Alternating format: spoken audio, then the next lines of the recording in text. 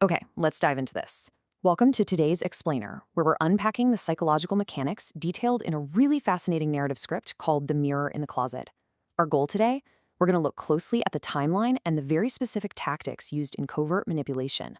We're breaking down how a person's reality can be systematically dismantled, and get this, not through obvious aggression, but through calculated, intimate influence. It's wild. Let's look at exactly how this happens, step by step, drawing directly from the objective, verifiable events laid out in our source material. So I want to hook you immediately with this incredibly powerful question drawn right from the text. Have you ever looked in the mirror and just not recognized yourself? And, we aren't talking about physical aging here. We're talking about forgetting what you used to laugh at, what used to make you angry, and what you fundamentally believe to be true about the world. Today, we're analyzing a verifiable case study on how someone's baseline reality can be systematically, deliberately rewritten by someone with a smile on their face. Because, as we'll see, this isn't about weakness, it's about methodical psychological distortion. To really understand this, we need to contrast the two subjects at the heart of our source material. First up, we've got Daniel Reyes. Daniel's 32, he's a high school art teacher, and crucially here, he is whole. He's a secure, healthy artist who paints his complex emotions onto these large canvases. Plus, he's got a real, tangible support network, his friends Priya and Jerome, and his sister Rosa. On the flip side, we have Marcus Cole. Marcus is 38, runs a thriving marketing consultancy, he volunteers, he's just fiercely magnetic. But what's really interesting about Marcus is his specific gift. He perfectly mirrors the needs of others. He listens with this intense focus, making people feel incredibly seen. When they first meet on a rooftop in late September, Marcus doesn't approach Daniel with demands. Instead, he validates Daniel's art in a way literally no one else ever had. Let's move to and see how this builds, because mapping this out chronologically proves objectively how gaslighting relies on slow, imperceptible shifts. Month 1 is that rooftop meeting, right? Establishing absolute trust organically. By month 3, we see the first intervention. Marcus advises Daniel not to show his favorite red painting at a gallery, claiming it's too raw and people will judge him. Fast forward to month 8, and the escalation is severe. Daniel actually misses a major career-changing arts grant deadline entirely because Marcus assesses his submission piece as chaotic and meaningless. Finally, in month 11, we hit a critical turning point. Daniel's sister, Rosa, stages an intervention. She points out that Daniel has completely lost his spark and is constantly filtering his actions through Marcus's opinions. So how exactly did we get from a confident artist to a man who literally can't trust his own work? Look at the specific methodical steps Marcus used to isolate Daniel from his support network. Step 1, frame all concerns lovingly. It was never, "You're bad at this." It was always, "I just don't want to see you get hurt." Step 2, plant doubts about close friends.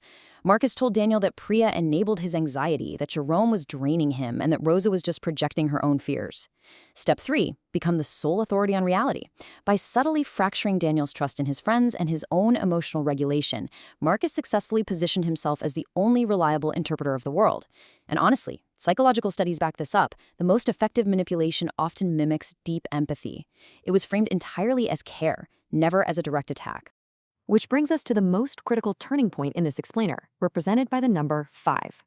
After Daniel accidentally discovers from Priya that a crucial conversation Marcus claimed happened actually never took place, Daniel sits down to do something extraordinary. He verifies his reality. He writes down 5 pages of concrete, written, verifiable examples where Marcus's statements contradicted objective reality. The red painting being too raw? Well, the gallery owner had actually called it exceptional. Jerome being uncomfortable at dinner? Jerome confirmed he had a great time. These 5 pages became Daniel's anchor back to the truth. When you're dealing with manipulation, prioritizing documented, verifiable reality over someone's subjective interpretation is exactly how you save yourself. Armed with this verified documentation, Daniel finally confronts Marcus in a jazz club. And when presented with the undeniable proof of his fabrications, Marcus doesn't break down in tears. He doesn't apologize. Instead, he delivers this chilling admission. "You figured it out. Most people don't." This moment is absolutely vital because it completely lacks remorse. It serves as verifiable proof of calculated intent. Marcus actually admits he studies people to find out what they need, becomes that perfectly, and uses it to secure influence and keep people who will never leave him. The entire friendship, it was a tactical operation. So, the crucial point is understanding exactly what we're looking at clinically. Our source defines Marcus as a covert narcissist. Now, unlike an overt narcissist who loudly demands admiration and brags to everyone, a covert narcissist is subtle. They're often soft-spoken, perpetually casting themselves in the role of the caring, deeply wise friend. Their primary weapon is not over-cruelty. Their weapon is the performance of insight. They figure out what gap you have in your life, what wound is tender, and they fill it perfectly, becoming this indispensable perceptive mirror. And once they become that reliable mirror, they begin to employ gaslighting. As defined by our text, gaslighting in this context is not loud, violent, or obvious abuse. No, it's an intimate manipulation wrapped up in profound concern.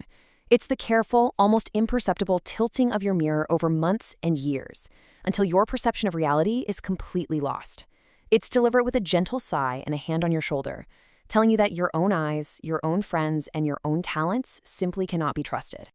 To ensure we can all identify this in the real world, the source material provides concrete warning signs. Let's look at the first set. Number 1, they act as a middleman for others' opinions, often reporting back negative perceptions that subtly suggest you aren't as well liked as you thought. Number 2, they consistently spotlight flaws in your judgment. And the flaws they lovingly point out are always centered on your perception and reliability, which are, conveniently, the exact tools you need to evaluate their behavior. And number 3, when you try to address something they've done, the conversation magically ends with you feeling confused, too emotional, or convinced you're just misremembering the facts entirely. And this brilliantly illustrates the final set of warning signs. You might find yourself checking in with them before making even everyday decisions because they've become your absolute authority on reality. Your social world begins to shrink, and not because you chose it to, but because they've reframed everyone else in your life as problematic or unsupportive. And incredibly importantly, you experience a deep, non-physical exhaustion. It is a bone-deep tiredness that comes from constant self-monitoring, constantly trying to be the right version of yourself to meet their impossible, ever-shifting standards. So, what does this all mean? How do we rebuild from this? Well, we return to the motif of Daniel's red painting. 14 months later, Daniel actually pulls that painting out of the closet. He looks at it with his own eyes, completely unedited by Marcus. And you know what? It was raw, yes, but it was spectacular. He submits it to a gallery, and they immediately offer him a solo show, which goes on to be a massive success. The text's ultimate takeaway is this: survivors can heal by re-anchoring themselves to their own verifiable, direct experiences of reality. You never let someone else's confidence outrank your own direct experience of the world. Which brings us to the end of our explainer. I want to leave you with this final provocative question from Rosa in our source material. Who were you before?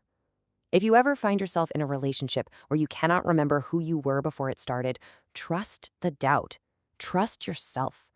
Because that person, the one you were before someone systematically convinced you that you couldn't trust your own mind, is still there, just waiting to be brought back into the light.